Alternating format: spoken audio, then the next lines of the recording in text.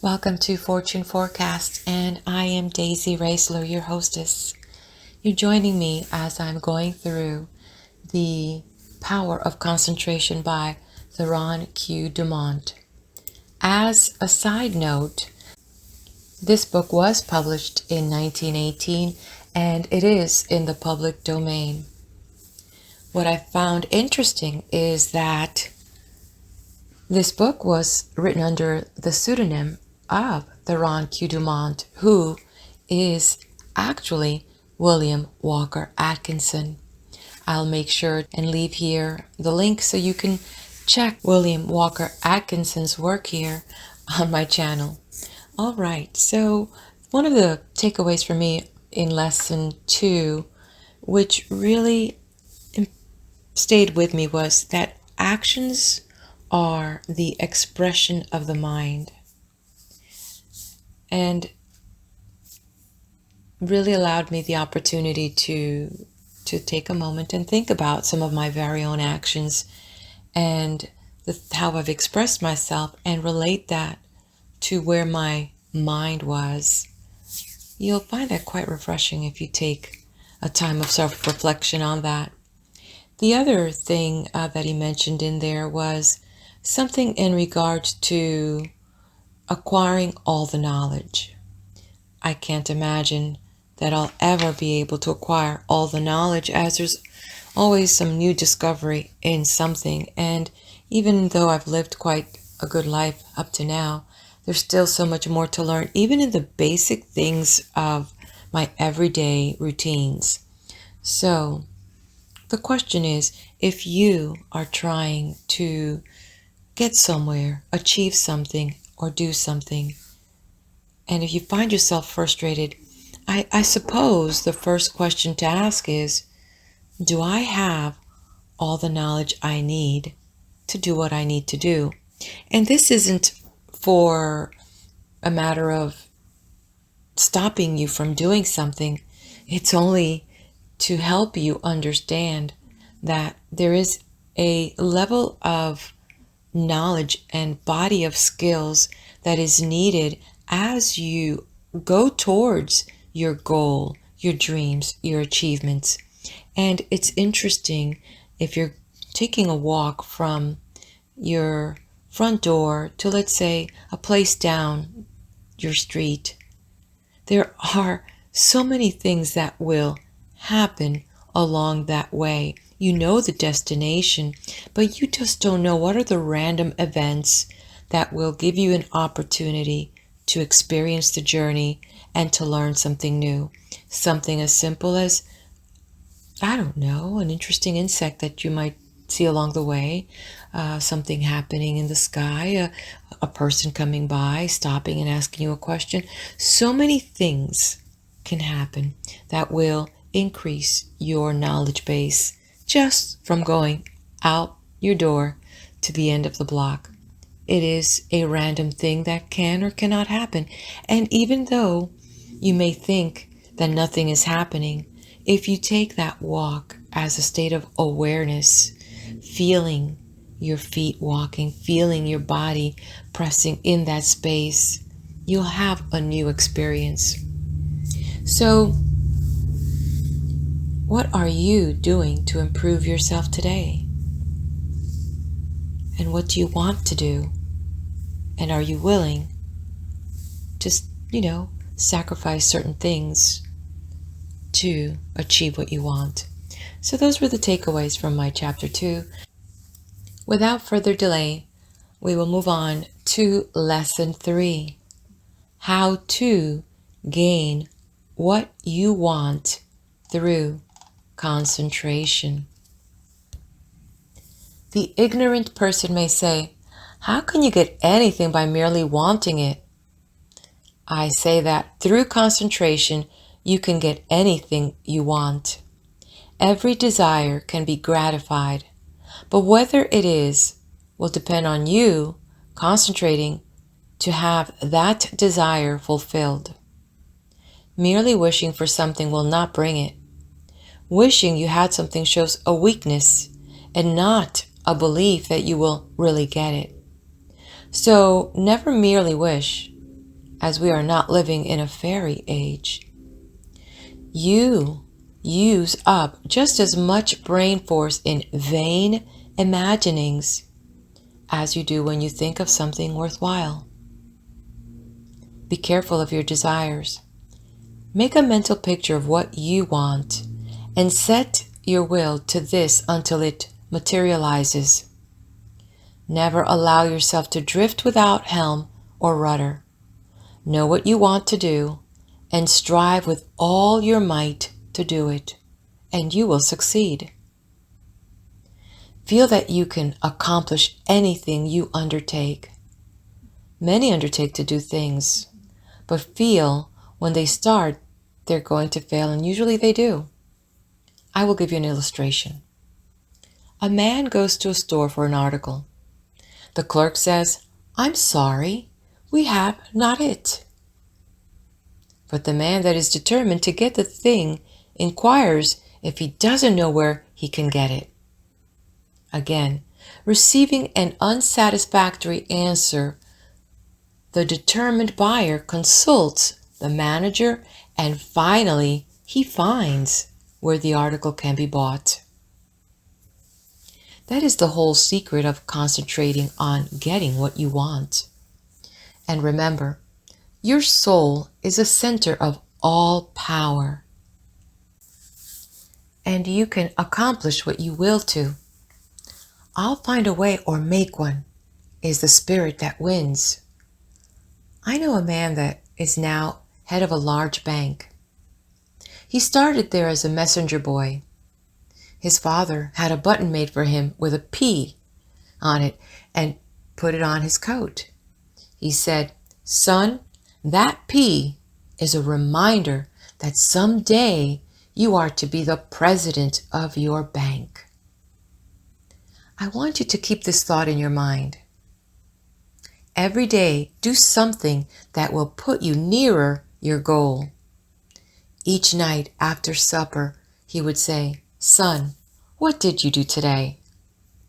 In this way, the thought was always kept in mind. He concentrated on becoming president of that bank, and he did. His father told him never to tell anyone what that P stood for. A good deal of fun was made of it by his associates, and they tried to find out what it stood for, but they never did until he was made president, and then he told the secret.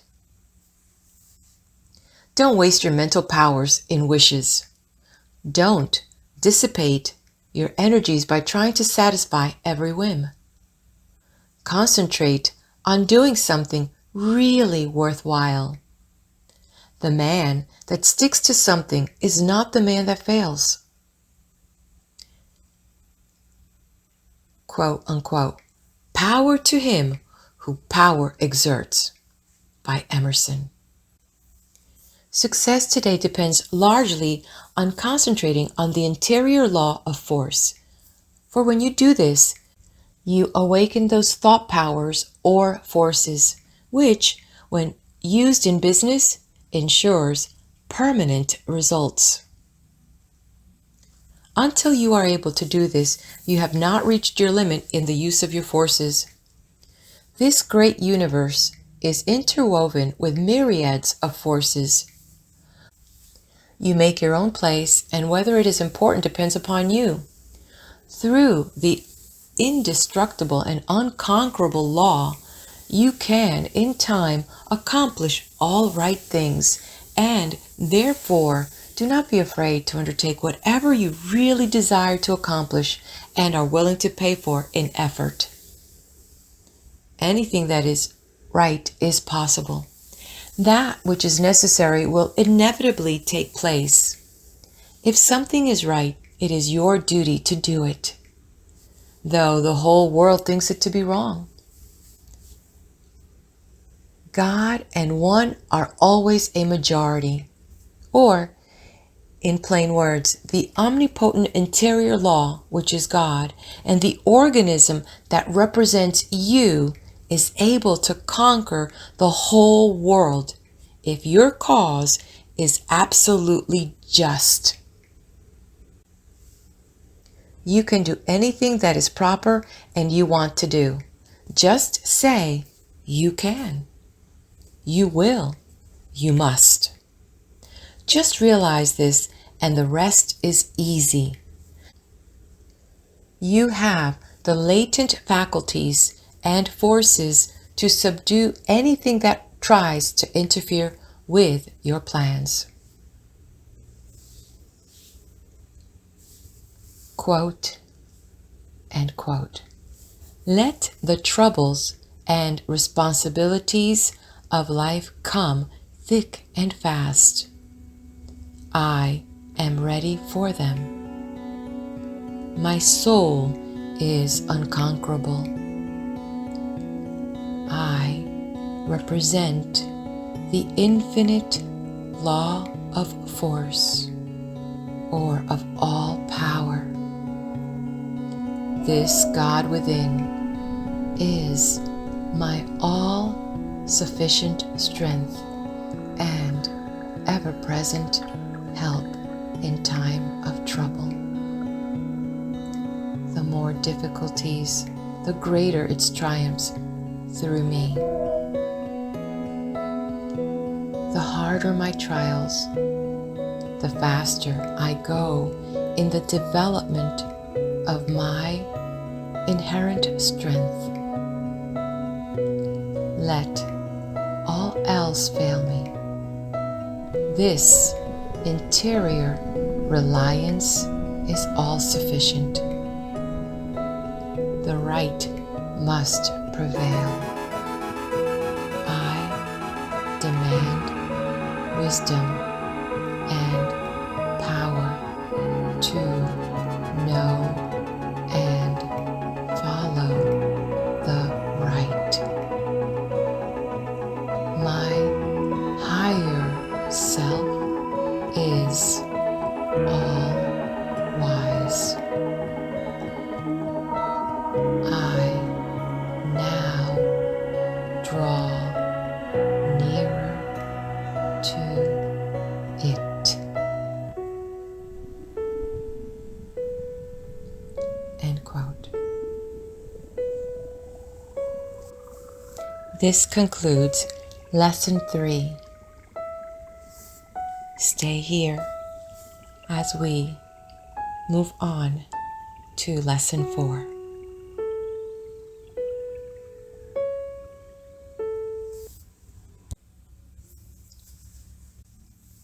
Lesson 4. Concentration, the silent force that produces results in all business. I want you first to realize how powerful thought is. A thought of fear has turned a person's hair gray in a night. A prisoner condemned to die was told that if he would consent to an experiment and lived through it, he would be freed. He consented. They wanted to see how much blood a person could lose and still live. They arranged that blood would apparently drop from a cut made in his leg. The cut made was very slight, from which practically no blood escaped. The room was darkened, and the prisoner thought the dropping he heard was really coming from his leg. The next morning he was dead through mental fear. The two above illustrations will give you a little idea of the power of thought. To thoroughly realize the power of thought is worth a great deal to you.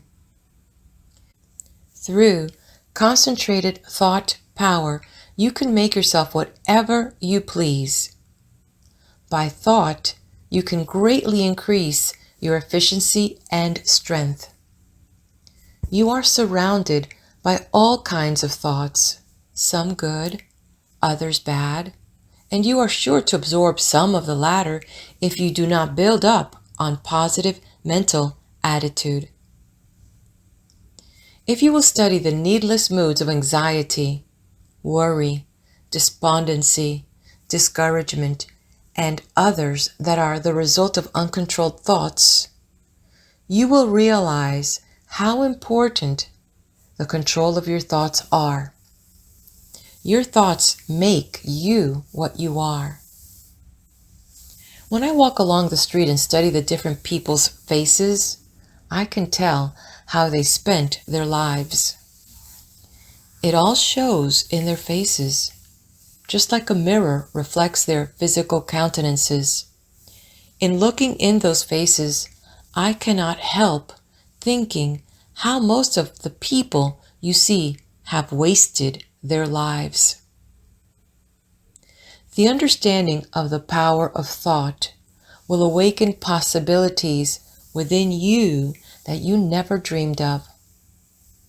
Never forget that your thoughts are making your environment, your friends, and as your thoughts change, these will also. Is this not a practical lesson to learn? Good thoughts are constructive.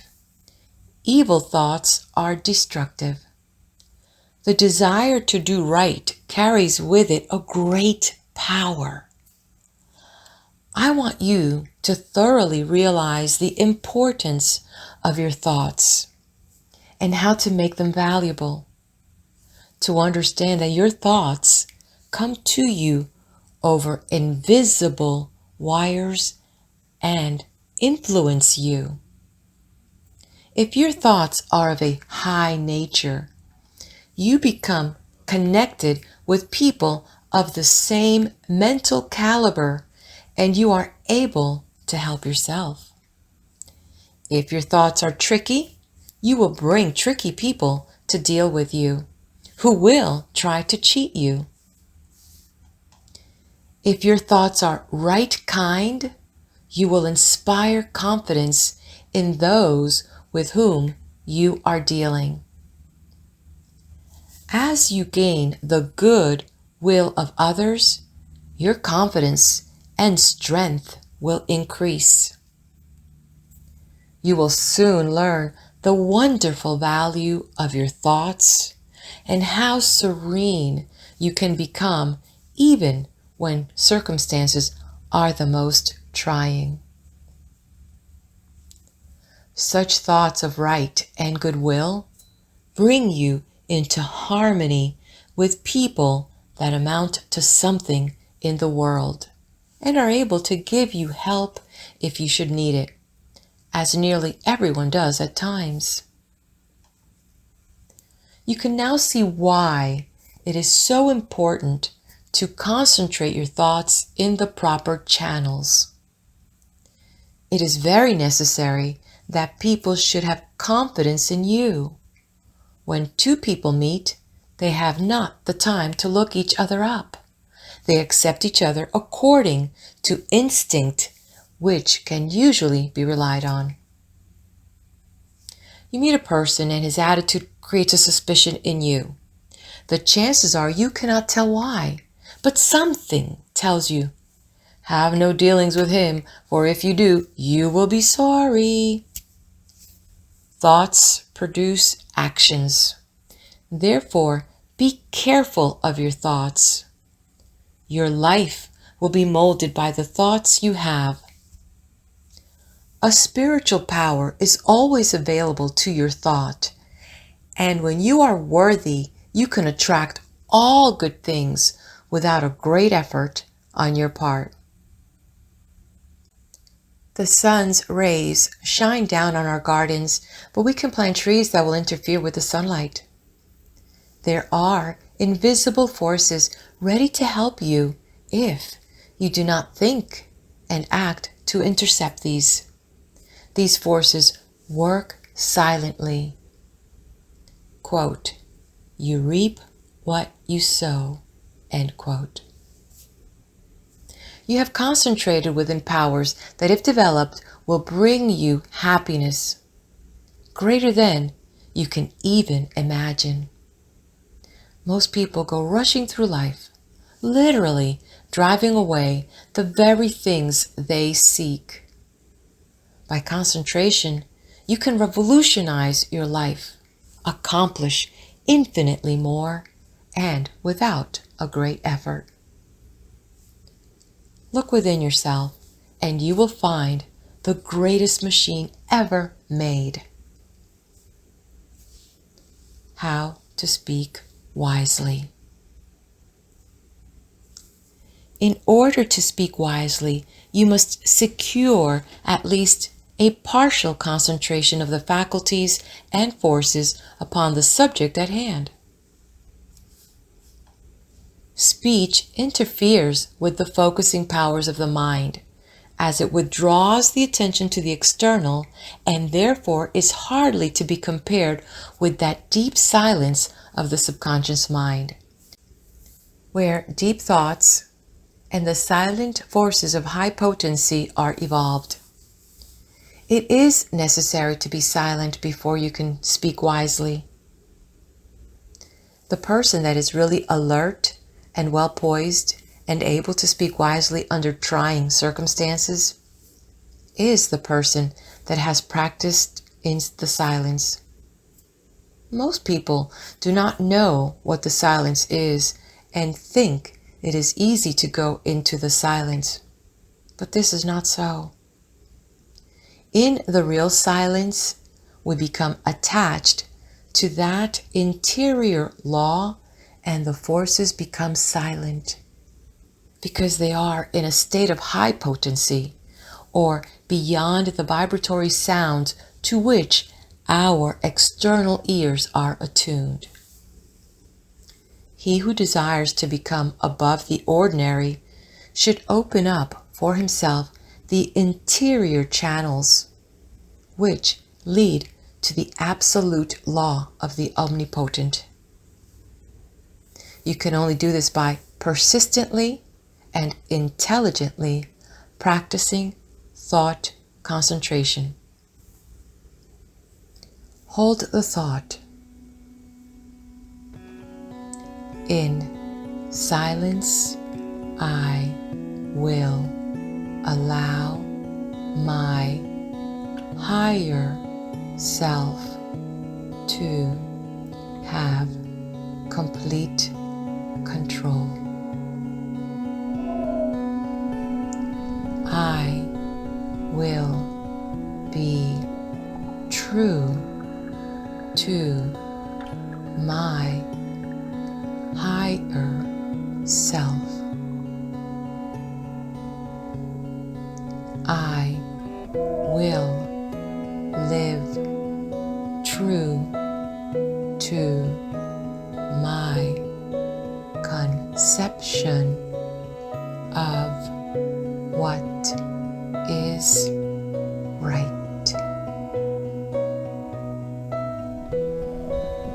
I realize that it is to my self-interest to live up to my best.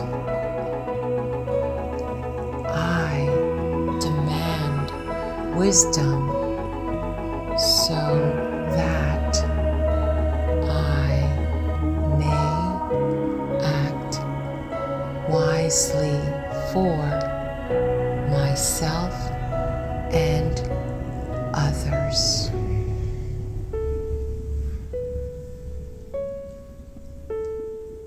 In the next chapter, I will tell you of the mysterious law which links all humanity together by the powers of cooperative thought and chooses for us companionship and friends. And this concludes Lesson 4. I'll meet you, Lesson 5, and the next video.